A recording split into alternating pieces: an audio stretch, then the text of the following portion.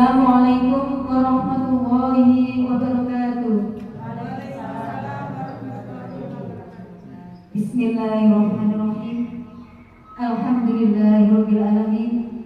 Wassalatu wassalamu ala asrofil anbiya'i wal mursalin sayyidina wa maulana Muhammadin wa ala alihi wa sahbihi ajma'in. Amma ba'd. Yang kami hormati Kepala SDN Kesemen Ibu Listiana SPDSD, yang kami hormati Bu Yanti nanti selaku mewakili pembebasan budaya positif, dan rekan-rekan sekalian yang berbahagia. Pertama-tama marilah kita panjatkan rasa puja dan puji syukur kehadirat Allah Subhanahu wa taala, yang mana pada siang hari ini kita dapat bertemu dalam keadaan sehat walafiat.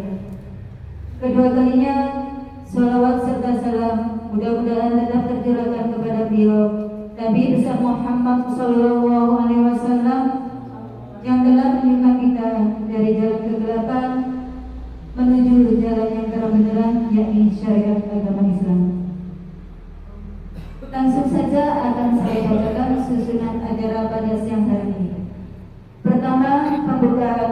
Kedua, menyanyikan lagu Indonesia Raya. Ketiga, sambutan dari Ibu Kepala Sekolah SDN Kesemen. Kelima, doa. Dan inti materi pembebasan budaya positif, tanya jawab dan penutup.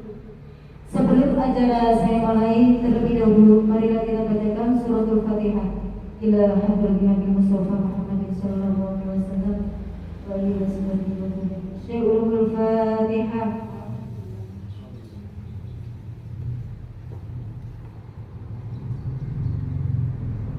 Terima kasih. Dan acara selanjutnya yaitu menyanyikan lagu Indonesia Raya. Yang bertugas kami persilakan. Hadirin dimohon hadir. Kadaten.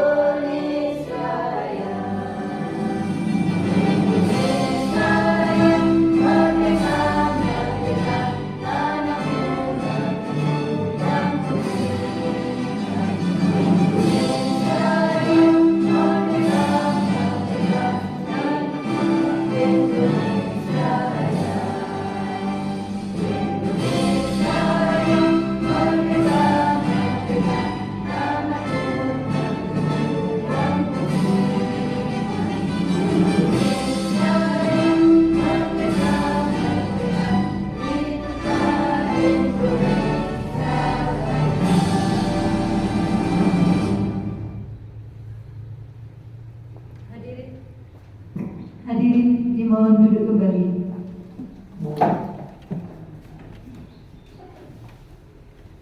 Acara yang ketiga yaitu sambutan dari Ibu Kepala Sekolah SDN Kesemen kepada Ibu Listiana SPDSD, kami persilakan.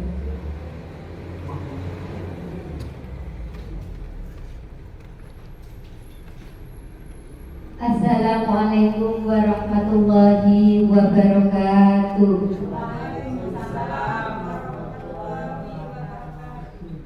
Yang kami hormati Bapak Ibu Guru SDN Kesemen, yang kami hormati Mobil kelas 6 Kecamatan Ngoro. Pertama-tama marilah kita panjatkan puji syukur kehadirat Allah Subhanahu wa taala yang telah memberikan rahmat, hidayah dan inayahnya kepada kita sehingga kita bisa berkumpul dalam acara pengibasan dalam keadaan sehat walafiat.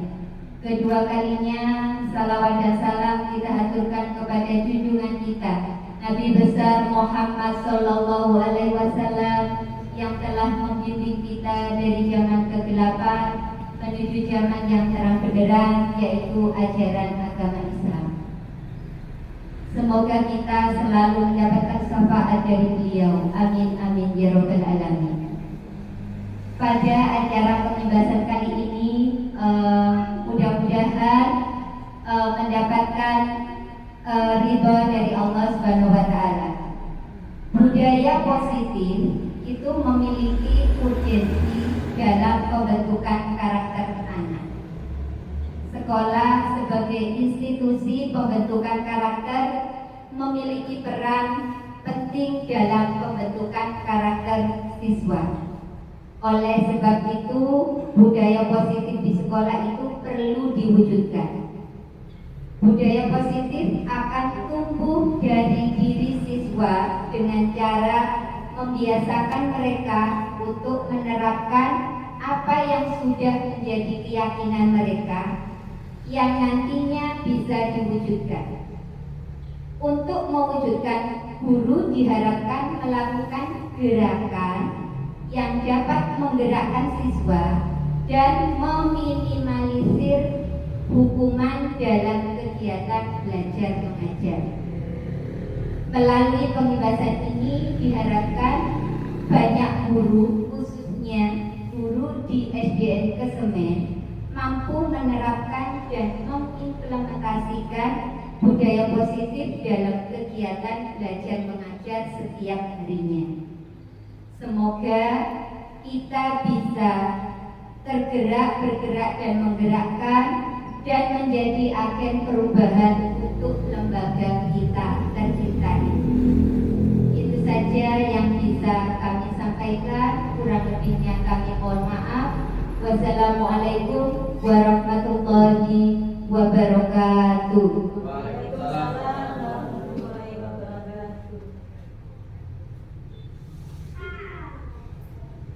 Terima kasih disampaikan. Acara selanjutnya yaitu doa kepada masyarakat. Silakan.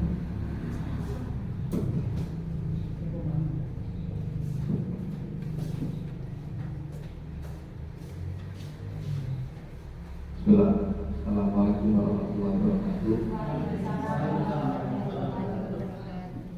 Kita bersama berdoa semoga acara pada siang hari ini biasa diberikan kepada Allah yang selalu dapat hikmah, rahmat dan ridha Allah. Alhamdulillah, bismillahirrahmanirrahim. Alhamdulillahirabbil alamin. Allahumma inna nas'aluka salamatan fid din wa 'afiyatan fid jasad wa sihhatan fil rizqi wa barakatan fil rizqi wa tawbatan qabla al-maut wa rahmatan min Allah wa maghfiratan ba'da al-maut. Allahumma khairan bismillah.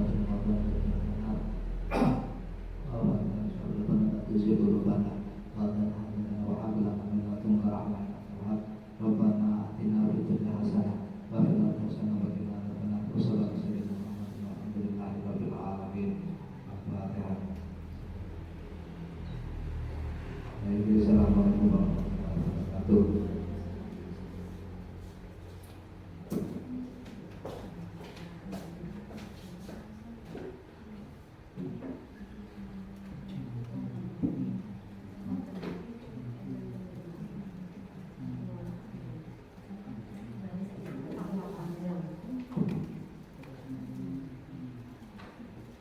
Sebelum acara inti, saya di sini sebagai pembawa acara mohon maaf apabila ada kata-kata yang tidak berkenan di hati, dan dari saya cukup sekian saja.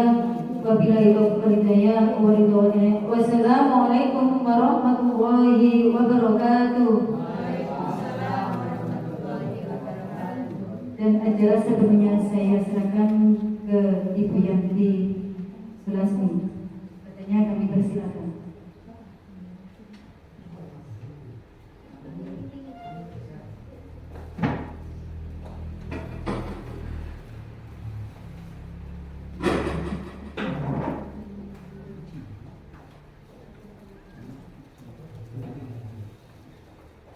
Bismillahirrahmanirrahim. Assalamualaikum warahmatullahi wabarakatuh. Kepada yang terhormat Ibu Kepala Sekolah SDN Kesemen, Bu Kristiana, yang saya hormati Bapak Ibu Guru SDN Kesemen beserta perwakilan guru kelas 6 Ombel. Pertama-tama marilah kita panjatkan puji syukur kehadirat Allah Subhanahu wa taala yang telah melimpahkan rahmat dan hidayahnya kepada kita semua sehingga kita dapat melaksanakan pengimbasan materi modul 1.4 penerapan budaya positif di sekolah.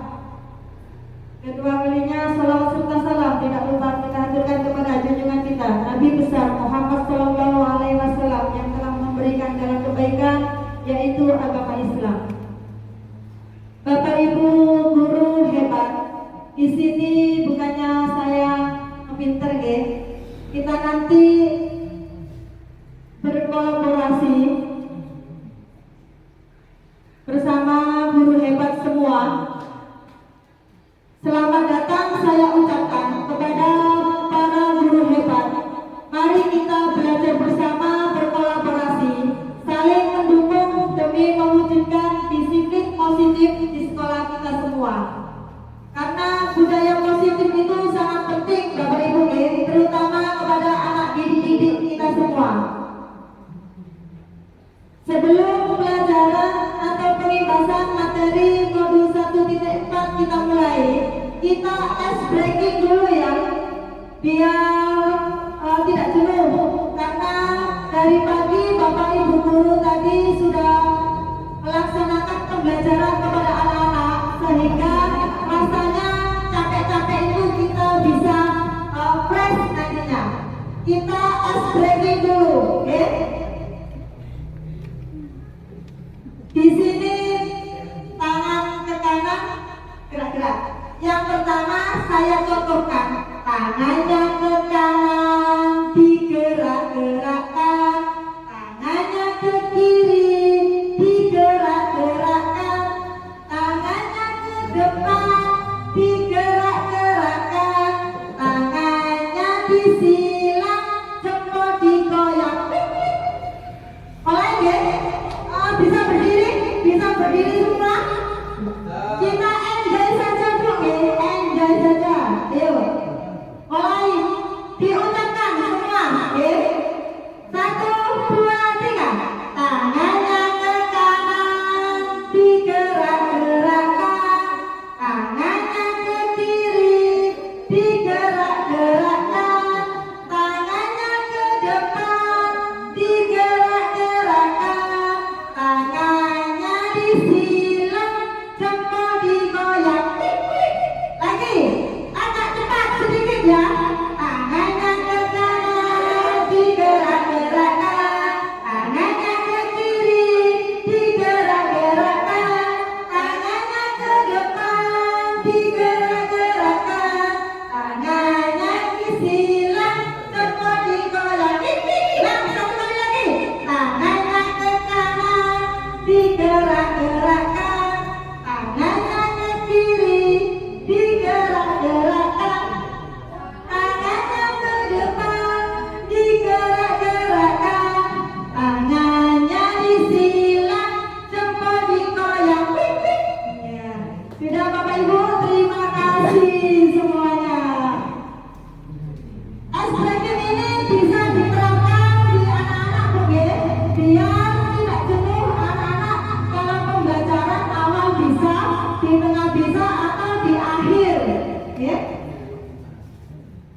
Sebelum pengimbasan materi ini, kita tenangkan hati dan pikiran kita, singkirkan sejenak semua beban agar lebih fokus untuk belajar. Bapak Ibu, untuk waktunya yang pertama kita singkirkan dulu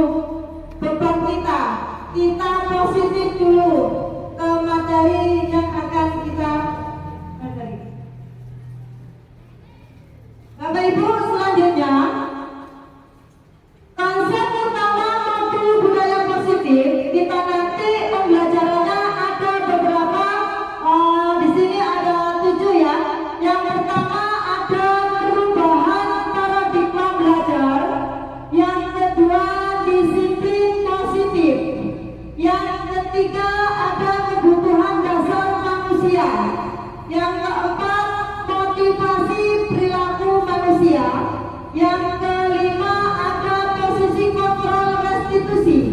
Yang keenam ada keyakinan kelas. Dan yang ketujuh segitiga restitusi. Untuk segitiga restitusi ini sering mungkin yang dilakukan anak-anak ya Bapak Ibu. Sebelum saya bahas ini untuk Bapak Ibu, yang mana yang sering dilakukan di SD? Untuk Bapak Ibu di SD Bapak Ibu yang sering di situ kan ada 7 posisi kontrol, ada segitiga restitusi juga yang sering di SD Bapak Ibu yang mana? Pembuatan keyakinan kelas. Iya, pembuatan keyakinan kelas itu yang pertama. Biasanya kita awal masuk kelas, masuk pembelajaran awal itu kita semua membuat keyakinan kelas. Di kelas masing-masing itu pasti ada ya.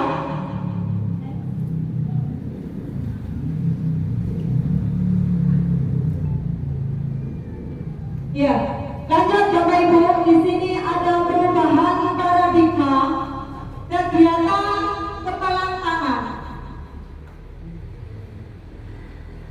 Ada A dan B, anggap saja antara Bapak dan Ibu. Coba Bapak Ibu berhadapan, saling berhadapan. Setelah kalian berhadapan, di situ anggap saja satu orang guru itu memegang secari kertas dipegang. Kira-kira Bapak Ibu yang satunya bisakah membuka kertas yang ada di tangan Bapak yang satunya? Kira-kira bisa enggak? Bapak Ibu masih ngatur? Sulit. Karena apa? Yang bisa membuka genggaman ini hanya diri kita sendiri. Karena apa? Kalau orang lain membuka itu sulit. Kalau kita tidak membukakan tangan kita, itu perubahan paradigma. Anggap saja seperti dari kertas kecil yang sobek yang dipegang oleh Bapak Ibu. Kalau tidak dibukakan, tidak bisa dibuka kalau tidak dengan dirinya sendiri.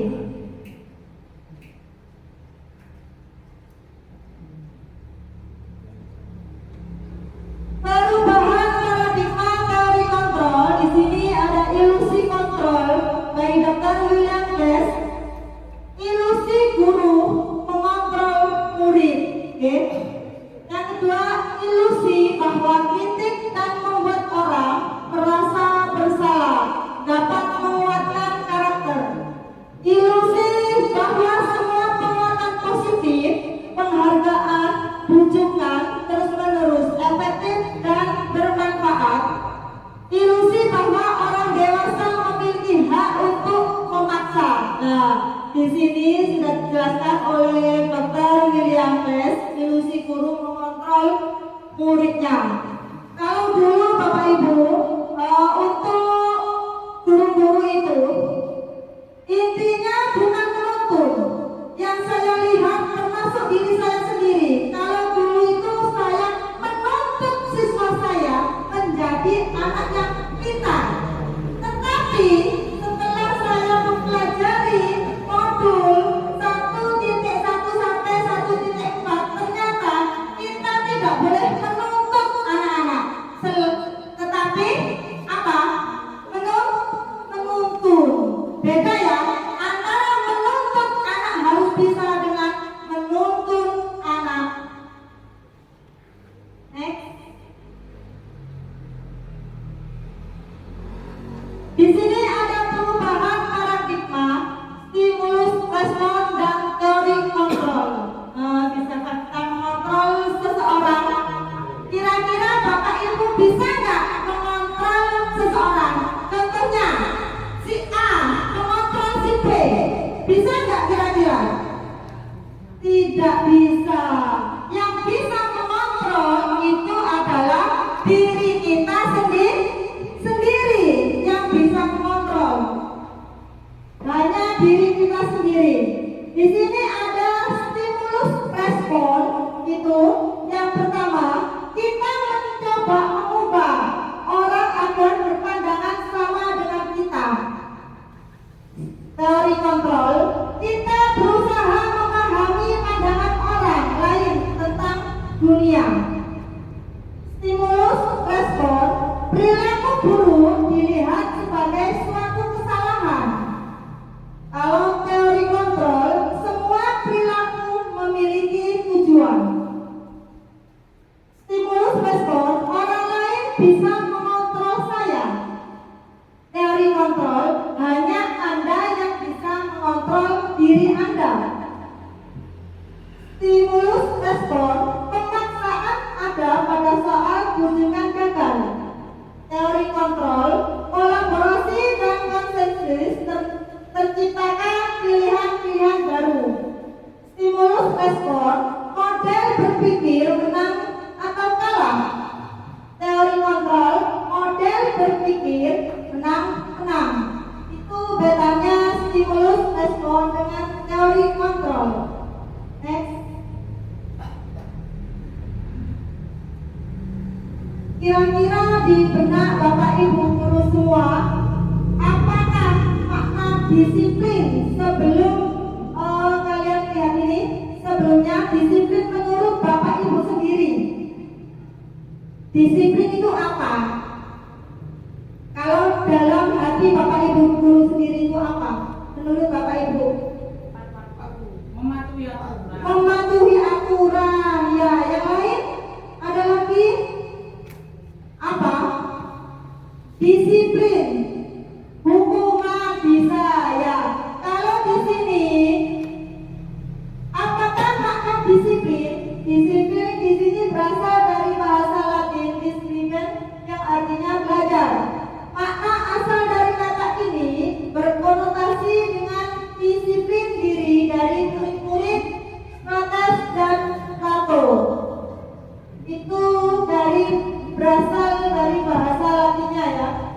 Disiplin positif di sini dalam budaya kita, makna kata disiplin dimaknai menjadi sesuatu yang dilakukan seseorang pada orang lain untuk mendapatkan kepatuhan kita, cenderung menghukum. Kata disiplin dengan ketidaknyamanan. Biasanya anak-anak kalau kata disiplin pasti ada hukuman. Sebagai pendidik, tujuan kita adalah menciptakan anak-anak yang memiliki disiplin diri, sehingga mereka bisa berperilaku dengan mengacu pada nilai-nilai kebajikan dan memiliki motivasi intrinsik bukan ekstrinsik ya. Disiplin positif itu merupakan salah satu cara penerapan disiplin yang bertujuan untuk menumbuhkan kesadaran anak untuk melakukan sesuatu tanpa sokongan atau ancaman atau hukuman. Jadi disiplin di sini jangan sampai menghukum, intinya seperti itu. Tidak ada sogokan. Sogokan itu biasanya itu sering ya, termasuk saya dulu juga seperti itu. Anak-anak kerjakan tugas ya, nanti ibu belikan es krim. Nah, itu juga termasuk sogokan ya. Next. Kebutuhan dasar manusia, ini yang selanjutnya. Kebutuhan dasar manusia di sini ada 5. Yang pertama, bertahan hidup. Karena apa? Kita bertahan hidup, kita membutuhkan makan. Kita juga membutuhkan pakaian, juga tempat tinggal, juga keamanan dan kesehatan. Karena itu kebutuhan manusia ya. Wajib, Bu, makan itu wajib. Ya, pakaian juga wajib. Kalau orang, anak tidak pakaian, bahaya. Lanjut, di sini ada yang kedua, kasih sayang dan rasa terima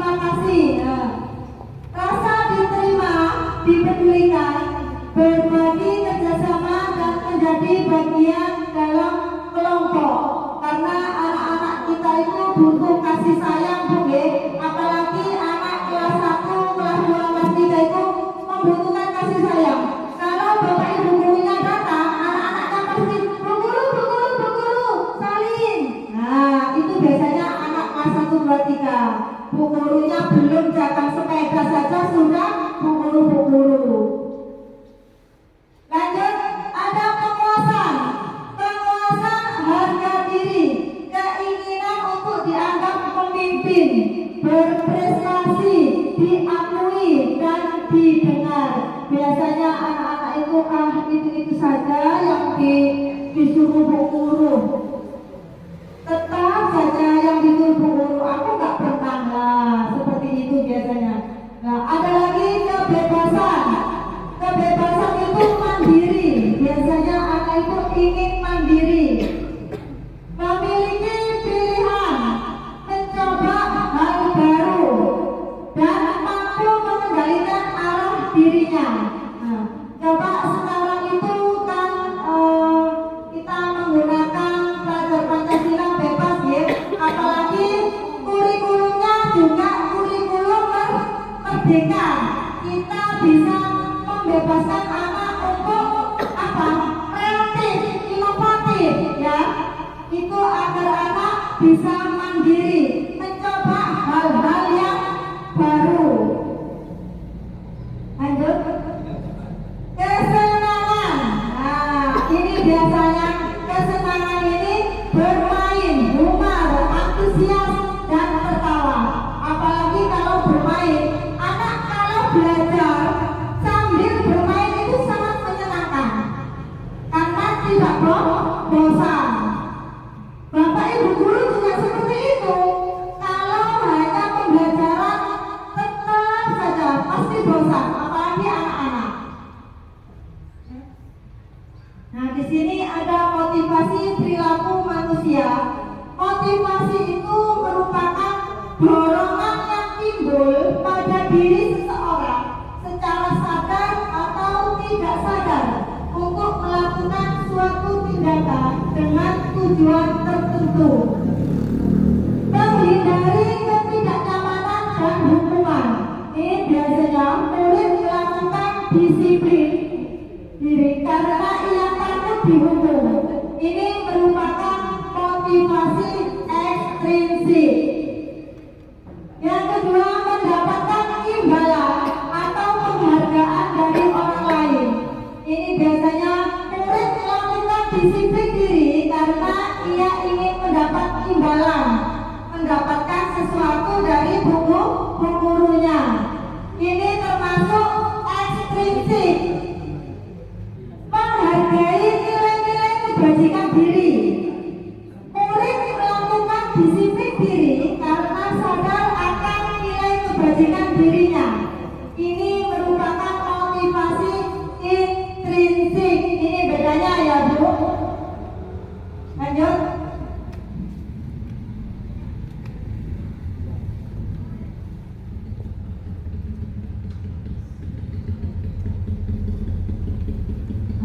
Konsep disiplin dengan identitas gagal. Kira-kira Bapak Ibu guru jujur yang masih menggunakan konsep mana yang dilakukan di sekolahan Bapak Ibu guru? Menggunakan yang mana? Hukuman, penghargaan,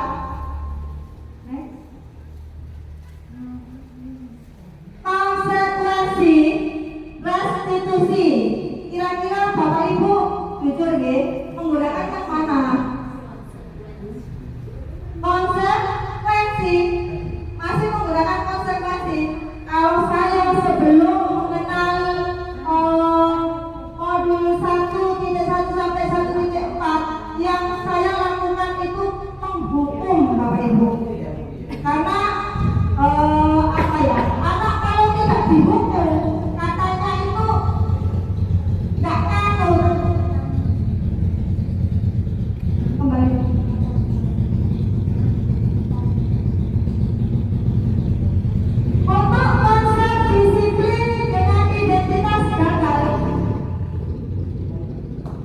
Konsep disiplin dengan identitas gagal. Yang pertama tadi ada hukuman. Di sini yang pertama menyakitkan itu bagi anak-anak. Biasanya Bu, apalagi menghukum menggunakan tangan. Yang kedua tidak nyaman bagi anak. Murid takut maksudnya, wah aku gak bawa PR, pasti aku dihukum sama bu guru. Yang keempat memaksa. Yang kelima murid menyembunyikan kesalahan. Dan yang keenam murid menjadi rendah diri. Itu termasuk ciri-ciri hukuman. Kalau penghargaan itu tidak efektif juga bagi anak-anak. Merusak hubungan atau sifat iri dengan teman-teman yang lain. Bisa mematikan kreativitas. Itu juga bisa mematikan kreativitas pada diri anak-anak yang lain, ya. Menghukum dengan sistem ranking. Nah, merampas hak menghargai dirinya. Ini penghargaan untuk diri-dirinya, ya. Lanjut. Sekarang bedanya dengan konsekuensi. Kalau konsekuensi itu penguatan jangka pendek, ada perlu monitoring berkelanjutan, juga ada stimulus respon, ada murid menghormati karena peraturan, kehilangan waktu untuk merenungi kesalahan. Sedangkan untuk restitusi itu murid bertanggung jawab untuk perilakunya. Yang kedua fokus pada pemecahan masalah jangka panjang. Yang ketiga murid menghormati dirinya dan orang lain. Keempat teori kontrol, dirinya yang memegang kontrol, bukan orang lain. Murid bersemangat memperbaiki kesalahannya. Jadi bukan bapak ibu gurunya yang yang membetulkan, tapi anak didiknya sendiri. Itu konsep disiplin pendekatan restitusi. Di sini pengertian restitusi adalah proses menciptakan kondisi bagi murid untuk memperbaiki kesalahan mereka, sehingga mereka bisa kembali pada kelompok mereka dengan karakter yang lebih kuat. Jadi dia itu kalau kita menggunakan restitusi, anak itu lebih pede. Kalau biasanya orang-orang pede seperti itu, ya. Ciri-ciri restitusi yang pertama bukan menebus kesalahan, namun belajar dari kesalahan. Yang kedua memperbaiki hubungan itu dengan. Yang ketiga ada tawaran bukan paksaan. Yang keempat menuntun untuk melihat ke dalam diri, mencari kebutuhan dasar, mendasari tindakan, fokus pada karakter, bukan tindakan penguatan, dan fokus pada solusi.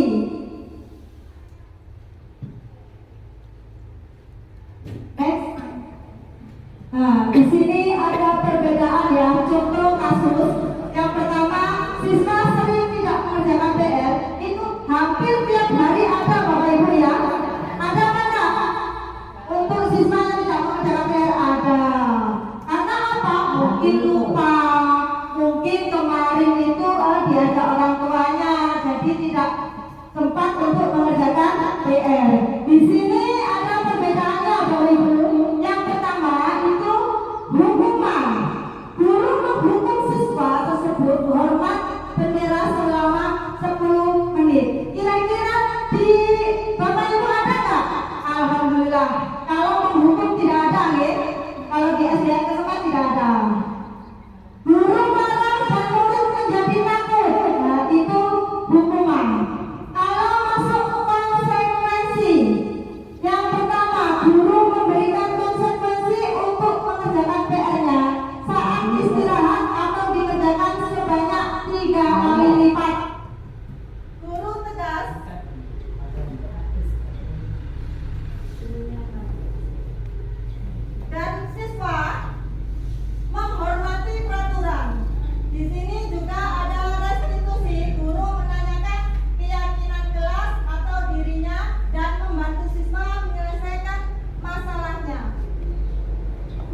terbuka dan siswa menghormati dirinya dan orang lain.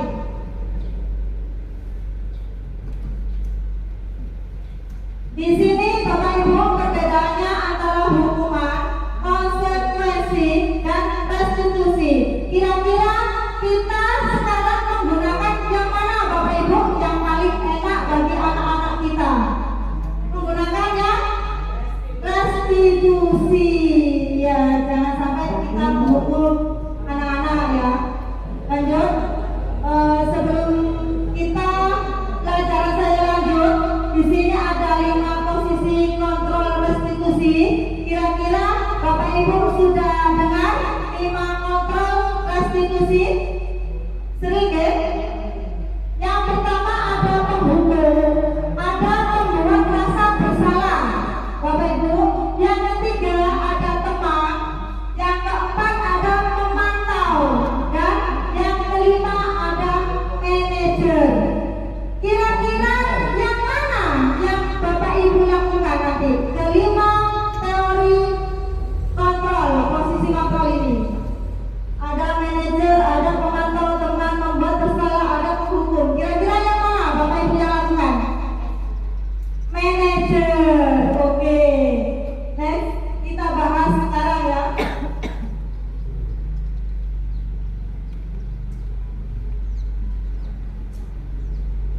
Lima posisi kontrol. Di sini ada penghukum, Bapak Ibu. Guru berbuat. Nah, penghukumnya apa?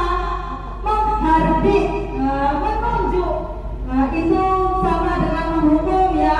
Menyakiti, menyindir itu. Kalau membuat bersalah itu biasanya apa? Apa Bapak Ibu? Iya, betul. Kalau teman apa? Membuat? Iya, membuat alasan-alasan. Kalau pemantau apa? Menghitung dan mengukur. Sedangkan manajer apa? Kalau manajer mengajukan pertanyaan-pertanyaan. Nah, kita bisa menggunakan yang manajer, Bapak Ibu di sini ya. Jangan sampai kita menggunakan penghukum. Power on. Bluetooth mode. Connecting.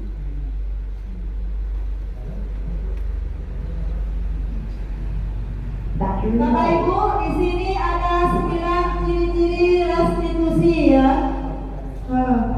Ciri-ciri restitusi di sini yang pertama, bukan untuk menebus kesalahan, namun untuk belajar dari kesalahan. Yang kedua, memperbaiki hubungan.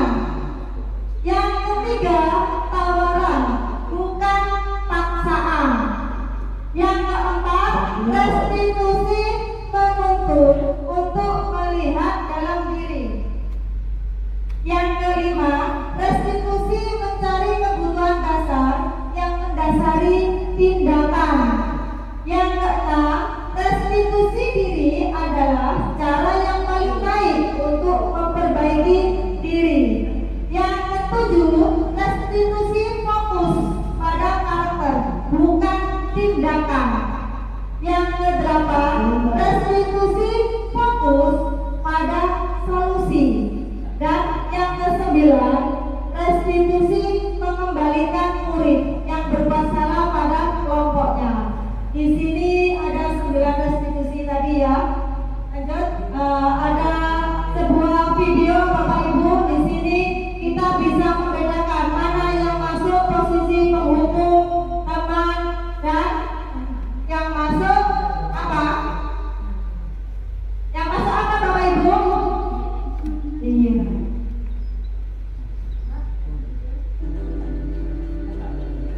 Monggo Bapak Ibu disimak video ini.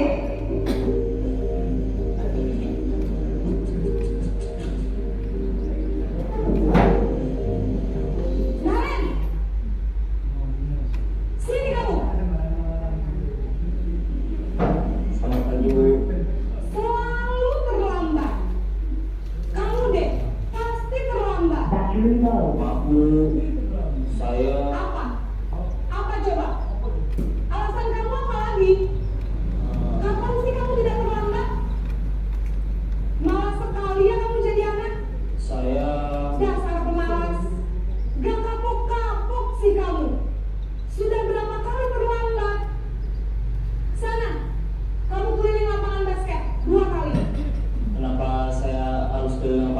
basket, Bu.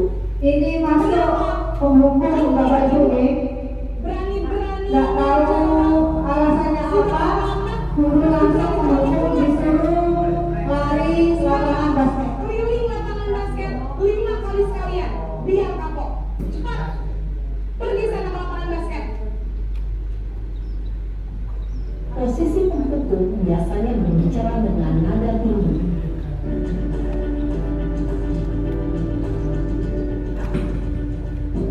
Ini posisi pembuat.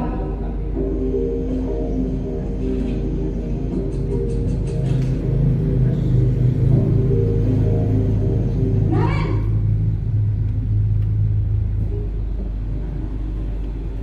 Selamat pagi, Bu. Naren. Kamu kenapa terlambat lagi, Nak? Ya Tuhan, Naren. Kamu senang ya bikin ibu susah ya? Kalau kamu terlambat lagi, nanti ibu yang ditegur bapak kepala sekolah, Nak. Disangka ibu tidak bisa Nadanya mengalah. sudah mulai berkurang dari tadi ya Bu. Gimana ini? Kalau tadi agak melotot. Gusti Naren. Kamu suka ya kalau ibu tegur bapak kepala sekolah? Terus, sekarang ibu harus tulis apa ini di buku absen?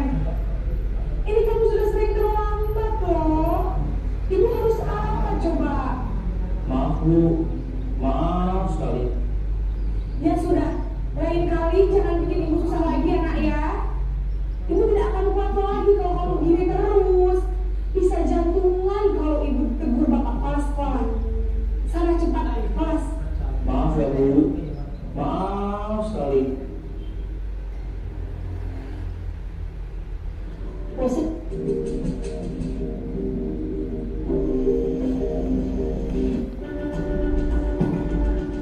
Yang ketiga ini posisi teman Bapak Ibu.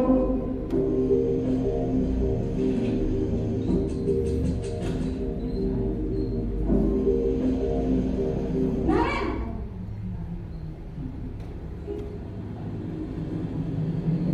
Selamat pagi, Bu.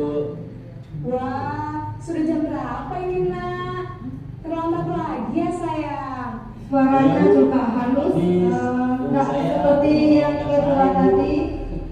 Kamu malah menyalahkan ibu kamu. Kamu bukannya anak yang larinya paling kencang.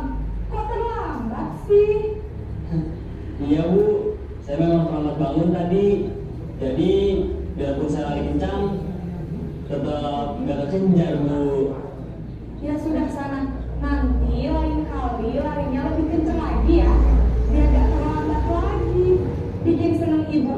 Demi ibu. Bisa kan? Bisa lah, Bu. Ya sudah sana masuk kelas. Ibu beresin urusan absen kamu. Kamu ini ada-ada saja. Dalam posisi teman, guru berbicara dengan Sekarang posisi pemantau. Yang depan.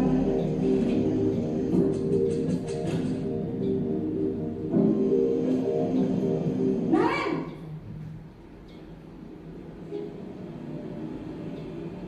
Selamat pagi, Bu.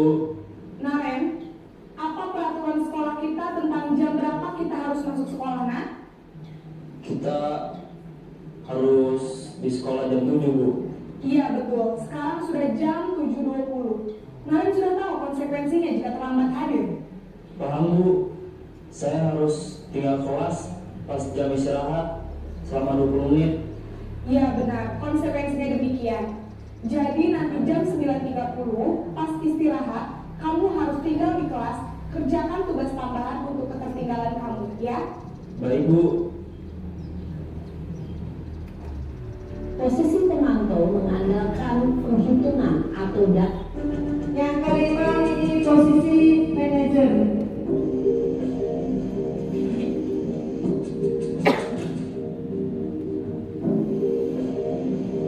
Naren,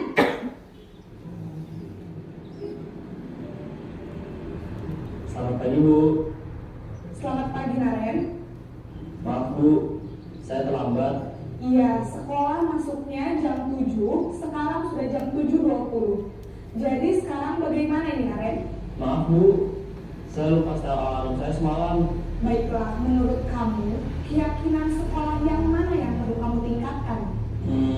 Kalau di posisi manajer ini, anak diingatkan tentang keyakinan kelas yang ada di sekolah, terutama yang ada Prinsip saling di kelasnya menghormati. masing-masing. Iya Bu, saya meyakininya. Apakah Naren bersedia memperbaiki masalah keterlambatan ini? Bersedia Bu. Bagaimana kamu akan memperbaiki masalah keterlambatan ini? Saya akan coba untuk tidak lupa menyetel alarm saya Bu. Baik, kalau Naren lupa menyetel alarm di rumah, ada orang yang kira-kira bisa bantu mengingatkan tidak? Ada Bu, kakak saya, Kak Emma. Ada lagi selain Kak Emma? Selain Kak Emma, ada ibu saya. Baik, jadi yang mengingatkan Naren adalah Kak Emma dan ibu kamu ya? Kira-kira akan mulai setel alarm kapan nih Naren? Setelah pulang sekolah, akan segera saya lakukan. Baik, jadi Naren akan setel alarm untuk bangun besok pagi dan akan diingatkan oleh kakak dan ibu dan Naren ya. Ada lagi yang mungkin perlu dilakukan Naren agar tidak terlambat bangun lagi. Tidak ada Bu. Baik Naren, terima kasih untuk kerjasama kamu. Sekarang kamu perlu kembali ke kelas untuk belajar. Baik Bu, terima kasih. Setelah Bapak Ibu menyaksikan video 5 menit tadi, kira-kira Bapak Ibu menggunakan yang paling enak bagi anak-anak itu yang mana? Yang masuk manajer, ya. Tidak ada bagi anak untuk dihukum ya, karena anak sudah mengetahui apa keyakinan kelas yang ditulis di dalam kelasnya masing-masing.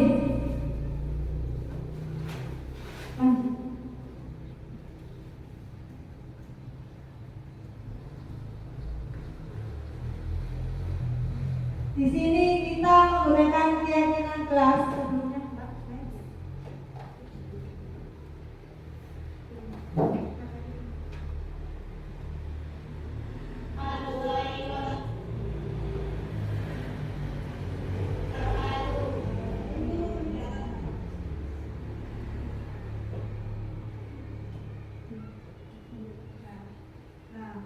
Bapak Ibu, saya lanjutkan. Di sini ada diskusi 5 posisi kontrol. Yang pertama, di mana posisi Anda sebelum mengenal disiplin positif.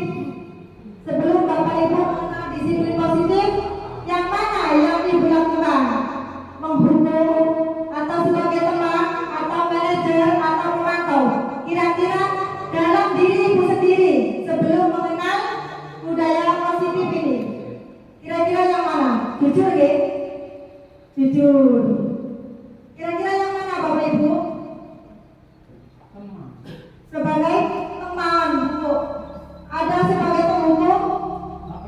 Tidak pernah. Bagus Bapak Ibu. Kalau kita itu biasanya menggunakan sebagai teman, yang terakhir bisa menggunakan sebagai manajer Bapak Ibu ya. Bagaimana perasaan Anda saat itu? Setelah Anda melaksanakan menggunakan teman, kira-kira bagaimana? Setelah menghukum, kira-kira bagaimana? Apa merasa bersalah? Iya, betul. Karena apa? Menghukum itu juga tidak baik Bapak Ibu ya.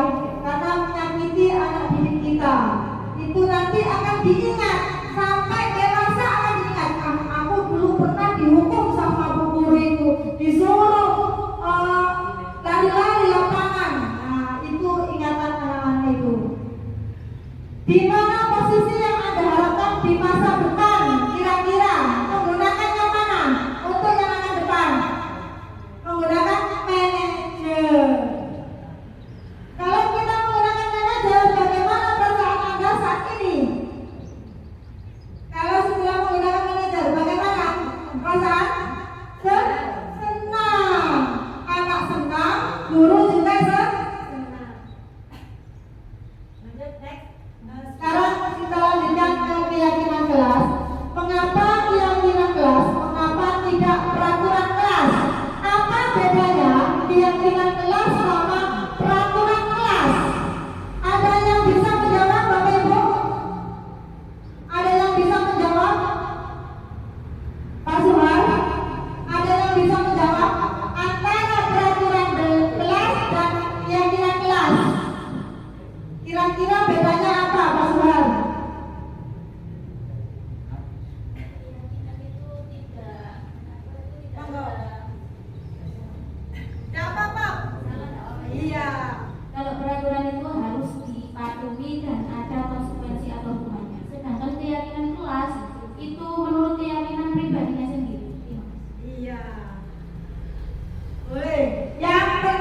di sini Bapak Ibu saya jelaskan kalau keyakinan kelas dengan peraturan kelas. Kalau keyakinan kelas itu yang membuat guru dan siswa, itu keyakinan kelas. Sedangkan peraturan kelas itu hanya gurunya sendiri. Itu bedanya antara keyakinan kelas dan peraturan kelas. Mengapa kita memiliki peraturan tentang penggunaan helm pada saat mengendarai kendaraan roda 2? Mengapa? Bu, saya nggak kecelakaan, Bu. Itu termasuk apa? Termasuk apa? Iya, menjaga. Ya, betul. Mengapa kita memiliki peraturan tentang penggunaan masker? Nah, kita kalau biasanya jalan menggunakan sepeda, kita biasanya menggunakan masker, ya. Lanjut.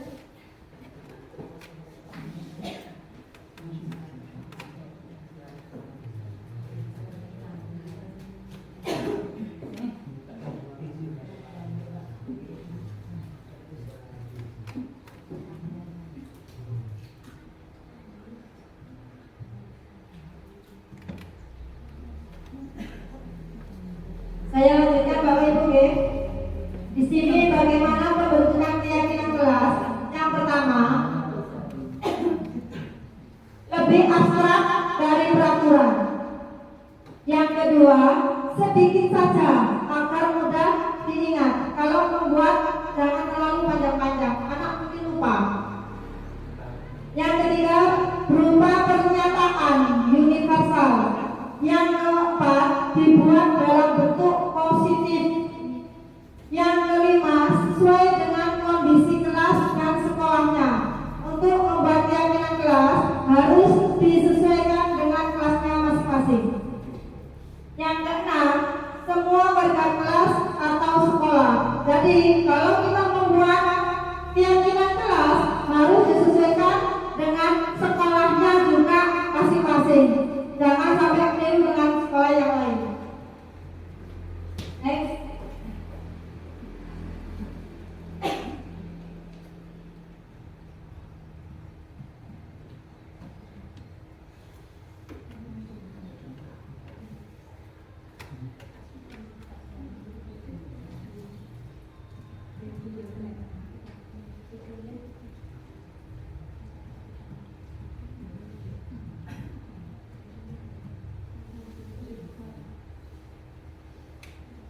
Di sini saya membuat keyakinan kelas dengan siswa saya kelas 6. Jujur berarti apa?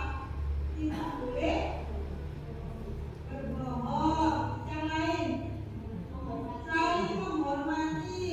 Tuh, ada lagi saling menghargai. Lah itu nanti kalian tulis di kertas yang diberikan. Nanti bisa kalian tempel. Nanti kita pilih jawaban itu. Jawaban itu harus kita sepakati dalam hubungan ya. Oke.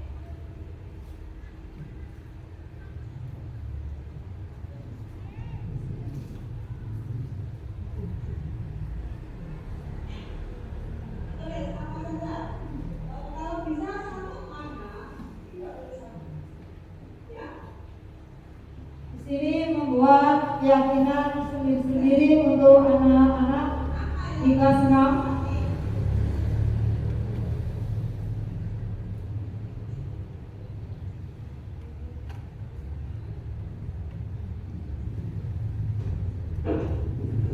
Ini siswa saya satu kelas Bapak Ibu, bukan kelompok ya, satu kelas memang.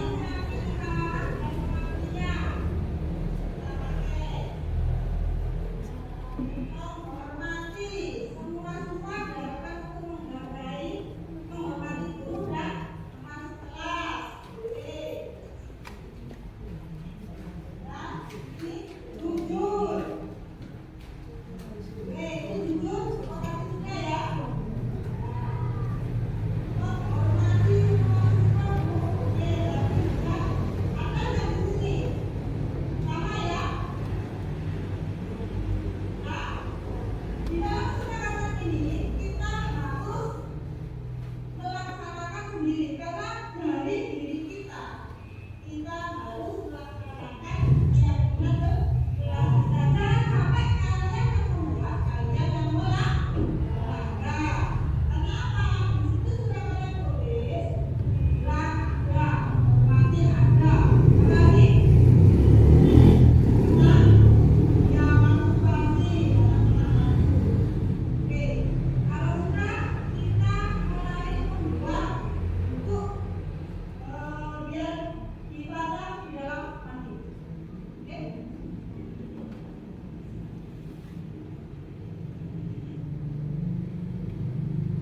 Anak-anak mulai membuat keyakinan kelas atau kesepakatan kelas di kelas.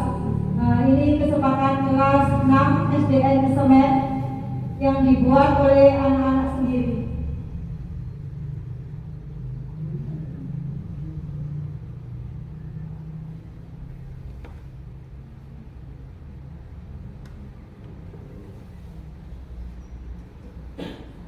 Saya lanjut ya Bapak Ibu. Untuk keyakinan kelas tadi sudah dijalankan oleh anak-anak kita. Sekarang saya lanjut dengan segitiga restitusi. Di sini segitiga restitusi ada validasi tindakan yang salah, menyatakan keyakinan, dan stabilkan identitas. Nilai-nilai apa yang telah kita sepakati? Nilai yang kita sepakati itu paling tidak yang positif, Bapak Ibu ya. Kamu ingin menjadi orang yang seperti apa? Nah, kira-kira di pikir anak itu menjadi seperti apa ya? Kira-kira nanti saya itu kamu bukan satu-satunya yang pernah melakukan ini. Jadi untuk kesalahan, anak itu mungkin merasa takut. Jadi hampir semua orang itu pernah merasakan kesalahan, melaksanakan kesalahan. Setiap orang pasti pernah melakukan kesalahan. Karena apa? Kita manusia, tidak ada yang sempurna. Pasti pernah merasakan apa? Iya, kesalahan. Apalagi kalau anak-anak, kamu tentu punya alasan mengapa melakukan itu. Jadi kalau kita melakukan kesalahan, pasti kita punya alasan tersendiri. Adakah cara yang lebih efektif untuk mendapatkan apa yang kamu butuhkan? Nah, itu sudah masuk. Lanjut, next. Apa itu restitusi? Restitusi adalah proses menciptakan kondisi bagi murid untuk memperbaiki kesalahan mereka, sehingga mereka bisa kembali pada kelompok mereka dengan karakter yang lebih kuat.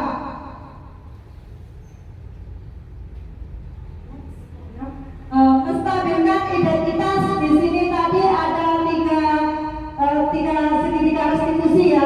Menstabilkan identitas yang pertama, berdasarkan prinsip membuat kesalahan adalah bagian dari proses pembelajaran. Yang kedua, menggeser identitas gagal ke sukses. Untuk validasi tindakan yang salah, yang pertama, berdasarkan prinsip setiap perilaku berupaya memenuhi suatu kebutuhan tertentu. Yang kedua, guru akan bergeser dari pemikiran stimulus respon menjadi proaktif. Yang ketiga, mengenali dan mengakui kebutuhan murid, akan memperbaiki hubungan dengan muridnya. Untuk validasi tindakan yang salah, itu tadi. Yang ketiga, menanyakan keyakinan kelas. Murid akan diberi pertanyaan-pertanyaan yang bermakna untuk memunculkan motivasi secara intrinsik, bukan ekstrinsik ya. Untuk yang kedua, mampu mengaitkan keyakinannya dengan tindakan yang salah. Itu yang masuk menanyakan keyakinan kelas. Di sini ada video dari saya, siswa saya, mungkin marah sama temannya karena pekerjaannya dicontek. Iya, Bu, habis tesis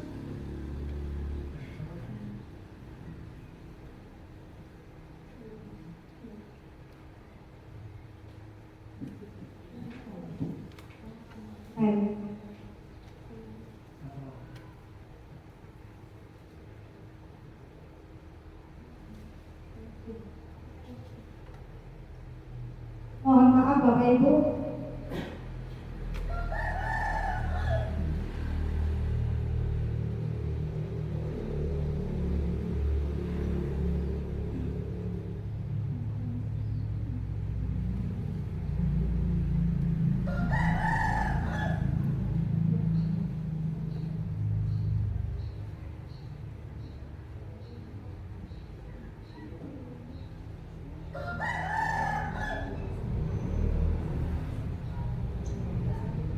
Rizka, tadi ibu dengar dari kelas kelas katanya kamu habis bertengkar sama anak.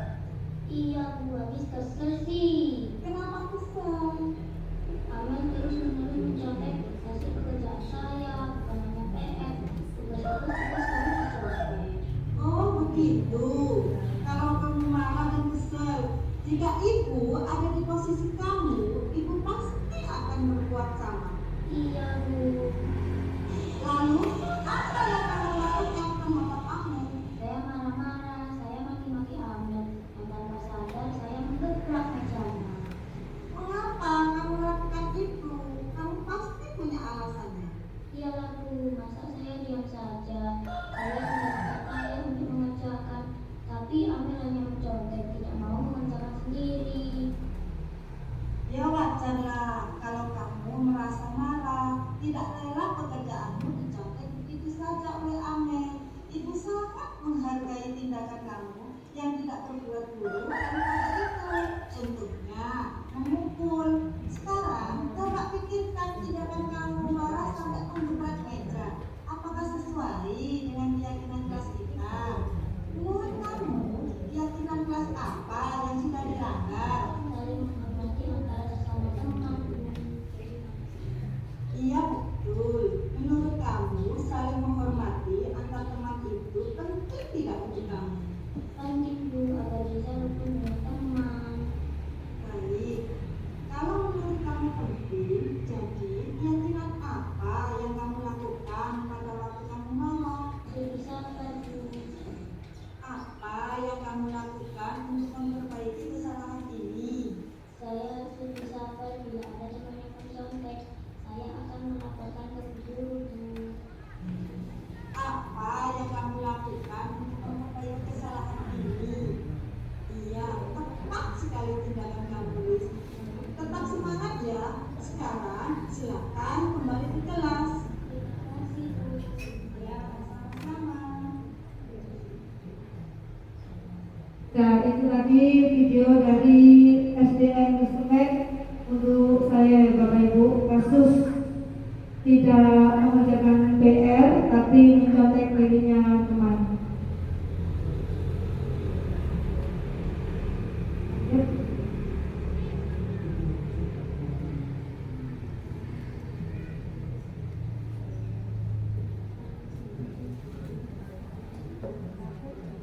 Iya.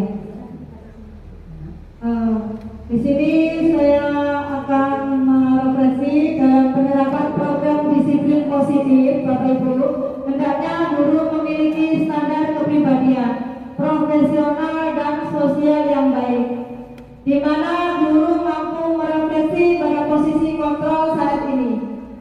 Bagaimana berjalannya dirinya sebagai seorang among, posisi manajer, yang menuntut murid-muridnya menjadi insan yang mandiri, merdeka dan bertanggung jawab. Di sini mungkin ada pertanyaan untuk modul 1.4 penerapan budaya positif yang kita bahas tadi. Monggo kalau memang ada pertanyaan Bapak Ibu guru hebat.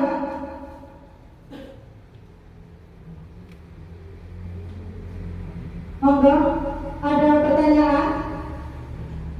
Bu? Oke. Menyebarkan pemahaman dan pengalaman penerapan budaya positif.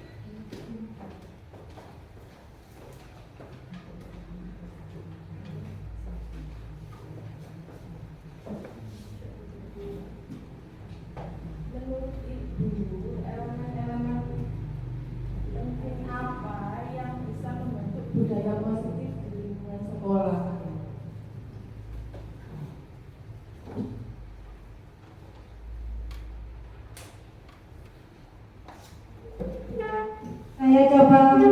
untuk pertanyaannya Bu Frida ya. Elemen-elemen penting yang membentuk budaya positif di lingkungan sekolah. Menurut saya, untuk elemen itu yang efektif rasa saling menghargai. Yang pertama itu. Yang kedua, kita harus kerjasama antar warga di sekolah kita. Dukungan dari pihak sekolah itu sangat penting. Yang ketiga juga terhadap pengembangan profesional guru atau profesi guru serta adanya penghargaan atau keberagaman. Itu elemen-elemen membentuk budaya positif di lingkungan kita. Sudah? Bu, jelas? Yang lain monggo, barangkali ada yang tanya lagi, saya persilakan, masih ada waktu. Ya, silakan Bu. Monggo di sini. Enggak apa-apa. Menurut Ibu sebagai guru penggerak, mengapa penting untuk memahami dan menerapkan budaya positif di sekolah itu?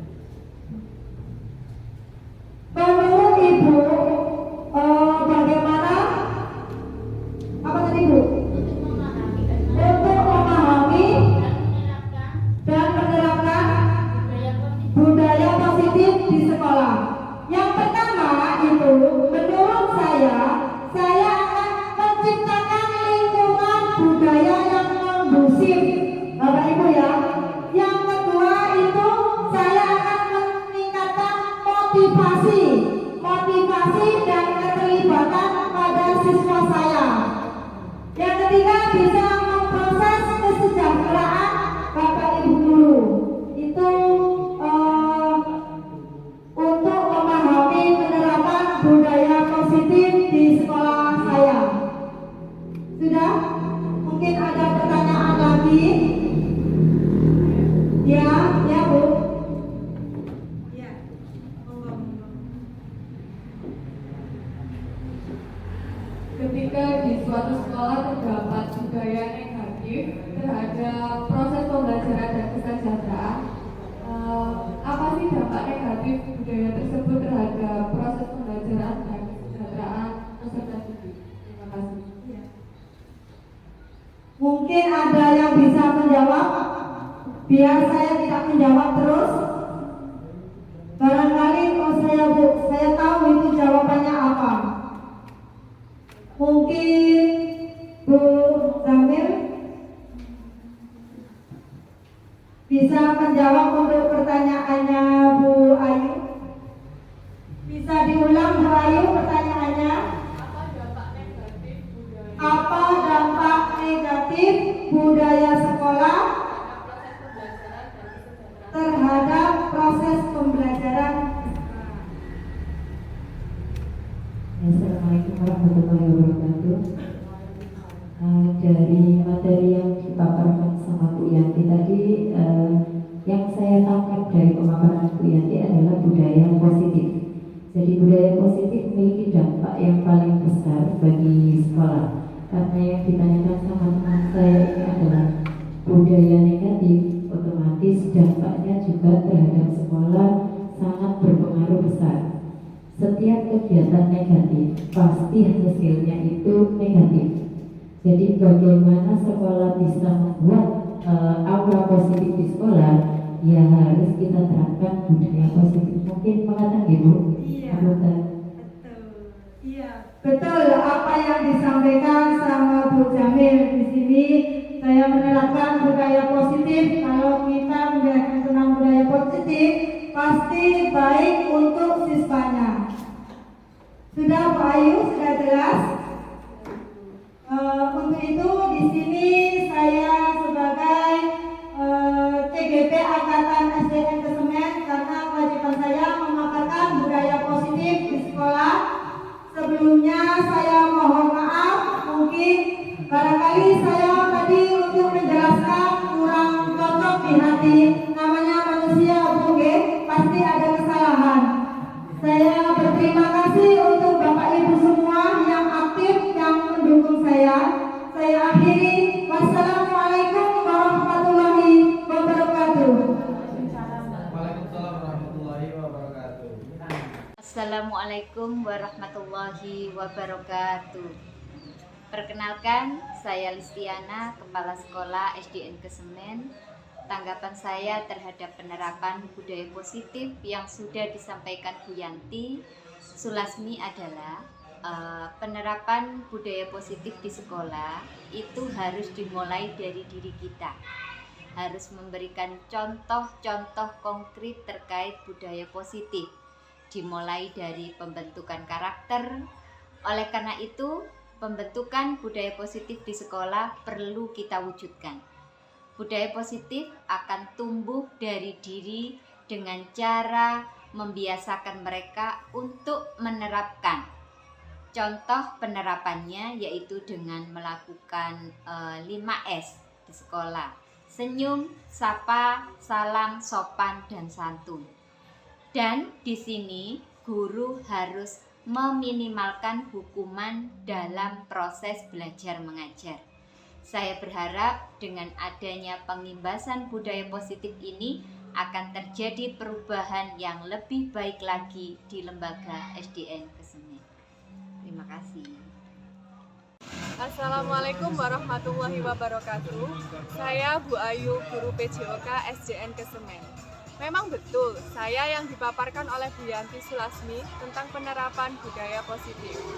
Budaya positif di sekolah dasar adalah fondasi penting untuk membangun generasi muda yang berkualitas. Dengan komitmen dan kerjasama yang baik, kita dapat menciptakan lingkungan sekolah yang positif dan menyenangkan bagi semua. Guru bergerak, Indonesia Jaya.